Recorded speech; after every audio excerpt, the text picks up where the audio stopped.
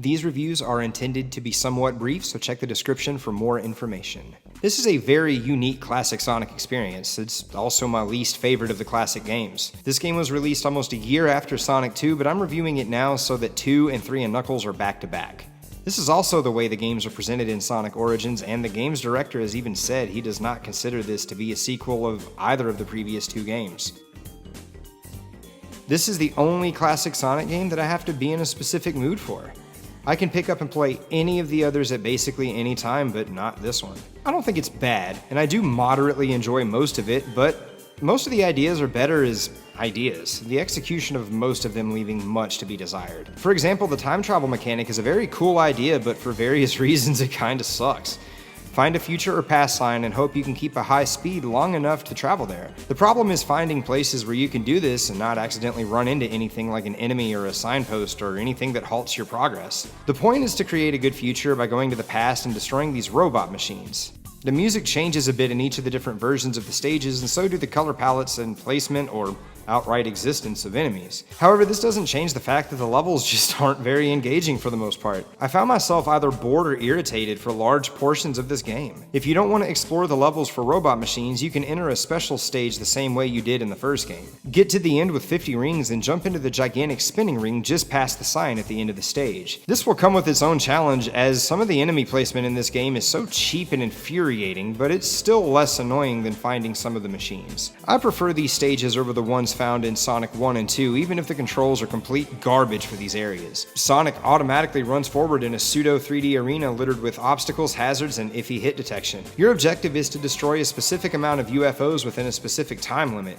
Your experience may vary, but I can generally get a decent feel for these after a short while. If you're low on time, there are also UFOs that will spawn for the sole purpose of granting you an additional 30 seconds inside the special stage, so credit for the team for at least attempting to mitigate a lot of this aggravation.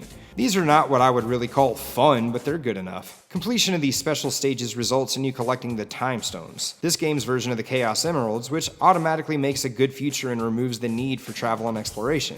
The Time Stones only exist within this game to my knowledge, and you are not granted a super form for collecting all of these.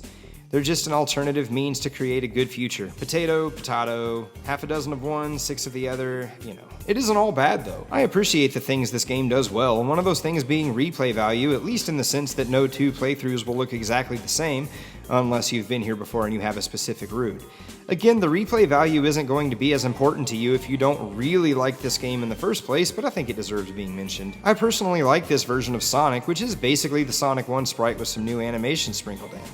The Toei animation cutscenes are absolutely awesome, and I honestly think this is Sonic's best representation in cartoon form. Excluding Origins because of a really stupid retcon, this game actually features voice samples for Sonic, and if you leave him idle long enough, he will tell you off and run away and you get a game over. The graphics look good, the controls are mostly solid, and there are 2 entirely different soundtracks if you're playing the remake.